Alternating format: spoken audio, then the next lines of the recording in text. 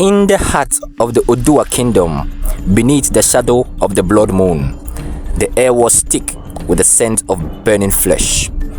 The High Mother of the Sacred Coven stood at the center of the king's courtyard, bound in chains, her eyes burning with defiance. Her daughters, witches of the old ways, lay lifeless at her feet. The king, draped in crimson robes, raised his staff. But the mother did not scream. She did not beg. Instead, she spoke a prophecy. A daughter born in a shadow shall rise. The bloodline of her traitors shall drown in darkness. Far from the king's reach, deep in the forbidden swamps of the north, an old woman stirred a pot of thick, dark liquid. Her name was Mama Rua, the last of the Hausa spirit weavers. In the corner of her court, a young girl sat, tracing strange symbols in the dirt. Her name was Adanne. She was not just a girl, she was the last daughter of the Coven. Mama Rua watched her closely. The girl was powerful, too powerful. Magic curled around her like an unseen serpent waiting to strike. But the world was not ready for her yet. You must never reveal what you are, child, Mama Rua warned. But why? Adanne asked, eyes glowing like dying embers. Because the king fears what he cannot kill, and if he finds you, he will burn you too. But one fateful night, as the storm raged and the wounded boy stumbled onto the swamps, blood stained his clothes, his breath raged. Adanne knelt beside him, her hands trembling. She could feel it, the pull of magic, the spirit whispering, calling her to act. She pressed her hands to his chest, and the world shifted. The spirit obeyed her command. The boy's breath returned. His eyes fluttered open. But she was not alone. The king's guard has seen everything, and now the hunt began. The sun slowly rose over the swamp. Adanne had always been safe here, hidden from the world. But now, that safety was gone. She had saved a life, and because of that, the king's men were coming. Inside the small hut, Mama Rua crushed herbs in her hands, staring into the fire. "You should not have done that, Adanne," she said softly. Adanna's heart pounded. "I had to. He was dying." Mama Rua shook her head. "And now the king's soldiers will find you." Adanne felt fear creep into her chest. The king's soldiers did not ask questions, they only destroy. "You must leave," Mama Rua said. Adanne's hands tightened, his fist. "No, this is my home." Mama Rua turned to her, her eyes dark and serious. "You are the last daughter of the Coven. If you die, the prophecy dies with you." Adanne shivered. She had always known she was different, but now she understands what it meant. In the palace, the king sat on his throne. Soldiers knelt before him. "Are you sure?" the king asked. The soldiers bowed their head. "Yes, your majesty, the girl has magic." The king's face darkened. He had spent years hunting witches. He would not let one girl ruin everything. "Burn the swamp," he said. "Bring me the witch's head." That night, the swamp was no longer safe. The king's men set it on fire, their torches lighting up the midst. Mama Rua shoved a small bag into Adanne's hand. "Run," she said. "But Mama..." "Run!" The hut behind them burned. Mama Rua turned to face the soldiers. Adanne stood frozen for a second. Then she started running. She did not stop. She did not cry. Because she knew one day she would return home. And when she did, the king would pay. Adanne ran. She ran until her lungs burned, until her legs felt like they would collapse beneath her. The swamp was gone, the only home she had ever known. lost to fire and smoke. Now she was alone. She had never been beyond the swamp. The forest ahead was very thick and endless, the shadows stretching like fingers ready to grab her. But she could not stop. She would not stop. As the night deepened, the air around Adanne grew heavier. She turned sharply. The trees seemed to move. The shadows shifted. Then a clear voice, soft and close. "Daughter of the Coven, you must listen." A faint glow appeared between the trees. A spirit, tall, draped in flowing white clothes, with empty glowing eyes. Adanne froze, her heart pounding. "You are not safe," the spirit whispered. "The king's hunters are near, but you are more than you know." Adanne's breath caught. "More?" she whispered. The spirit lifted a ghostly hand. "Find the city of the forgotten. There you will learn the truth." Then, as suddenly, the spirit disappeared. It was gone. Adanne stood there, shaking. The city of the forgotten? She did not know where it was, but she would find it. At the edge of the forest, the king's men stood in line, their torches burning brightly. The captain, a tall warrior with a scared face, knelt on the ground, touching the dirt. "I think she passed here," he muttered. One of the soldiers hesitated. "The forest is cursed, sir." "The spirit. Do you fear spirit more than the king?" the captain snapped, gripping his sword. "Find the girl, and when you do, burn everything." She was tired, hungry, and alone, but she was alive. She looked at her reflections for the first time she saw it. The faint glow in her eyes, the power human beneath her. She was not just a girl.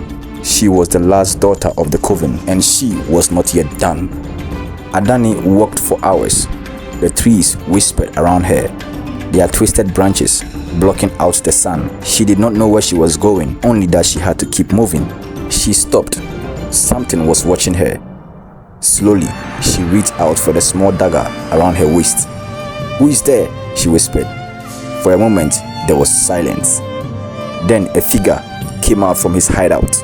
A man stepped out into the light.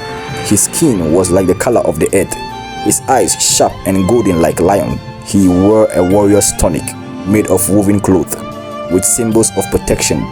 "You are far from home, girl," he said. Adanne's grip on her dagger tightened. "Who are you?" For a long moment they stared at each other. Then the hunter sighed and lowered his spear. "The city of the forgotten is not far from here," he said, "but you will not survive the journey alone." Adanne hesitated. Could she trust him? She had no choice.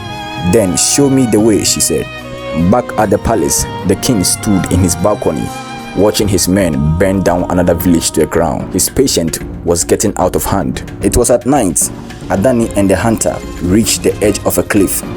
Below them, hidden between the mountains, lay a city of stone and gold. Adanne's breath caught. "The city of the forgotten?" she whispered. The hunter nodded. "Welcome to the last refuge of the witches." Adanne had finally found what she was looking for, but her journey was only the beginning. Adanne followed the hunter through the towering stone gate of the hidden city. Everywhere, strange symbols glowed on the walls. The people dressed in flowing robes of deep blue and gold. Whispers around her as she passed. They knew who she was. She was the last daughter of the Coven, but was she their savior or their doom? The hunter led Adanne into the great wall. Torches flickered, casting shadows on the wall. At the center of the room stood an old woman, draped in a cloak of silver and white. Her eyes, milky with age, saw everything. "You have come at last," the woman said. Adanne swallowed hard. "Who are you?" the old woman smiled. "I am the keeper of the forgotten, and you, child, you are the key." The priestess opened an ancient book. The pages were covered in strange writings, glowing faintly in the candlelight. "Before the king's rule, our kind was powerful. We shaped the land, spoke to the spirits, and healed the broken." Adanne's breath caught. "But one of our own betrayed us," the priestess continued. "He gave our secrets to the king, and in return, he was made the ruler." Adanne's heart pounded. The king was once a witch? The princess nodded. And now he fears you because you, Adanne, are the only one who can end his reign.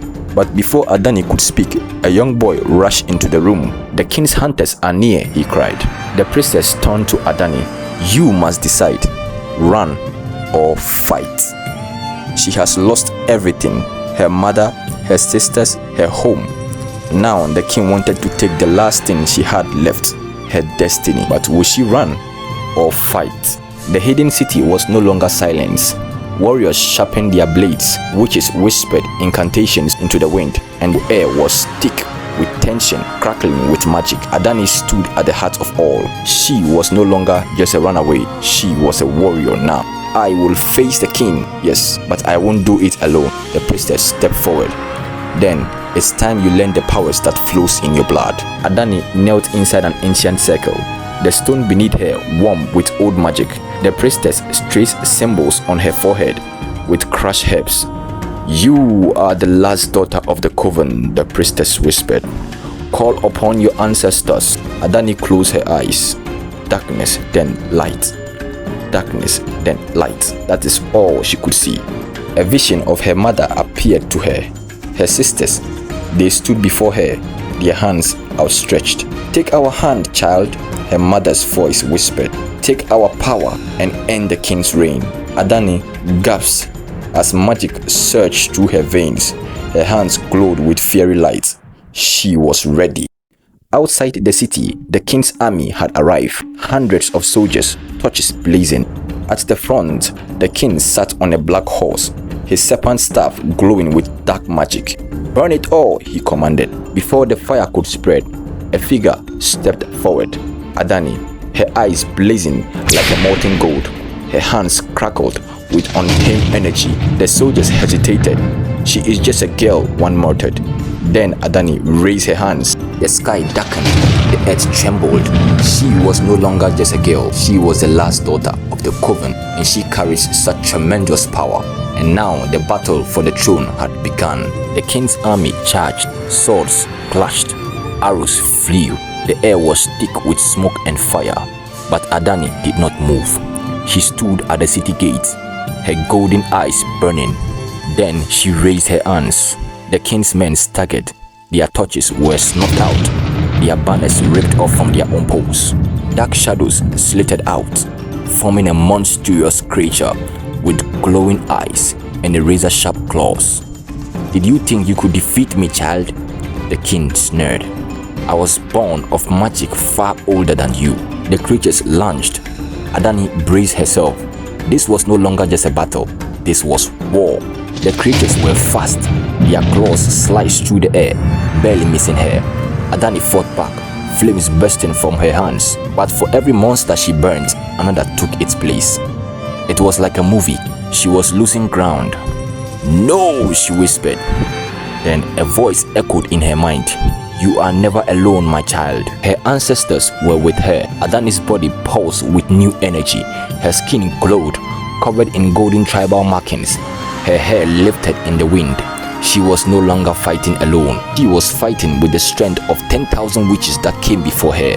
Adanne rose to her feet. Now with a single cry, she unleashed her full power.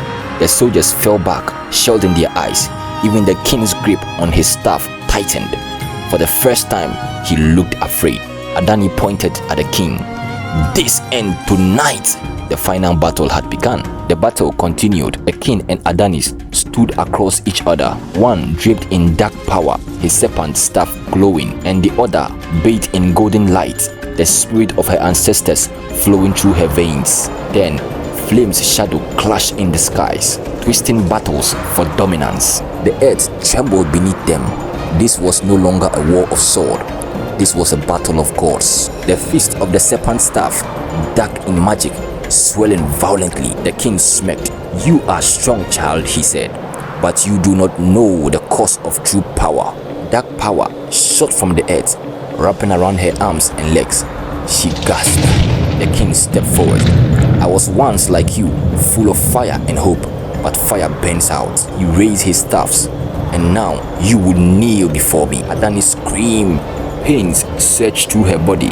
She felt her strength slipping out. Was this how she would end? You are the last daughter, and you are not alone. Adanne's eyes snapped open. She was never alone. Her ancestors stood with her, her sisters, her mother, and forgotten witches of the past. Their power has united to command one blow. Adanne rose from the dust. The king's face twisted in shock. For the first time, he felt powerless.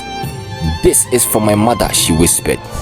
And this is for my sisters. And this is for the forgotten. The king let out a final broken scream. Then silence. This war is over. The king is no more. The king is dead. When the sun rose, the city of the forgotten stood tall. The witches, the warriors, the survivors, they had won. Adanne stood at the palace, weak, her golden markings fading. She was no longer the girl running from the past. She was the last daughter of the Coven, and now she was their leader. What now, Adanne? She smiled. Now we rebuild.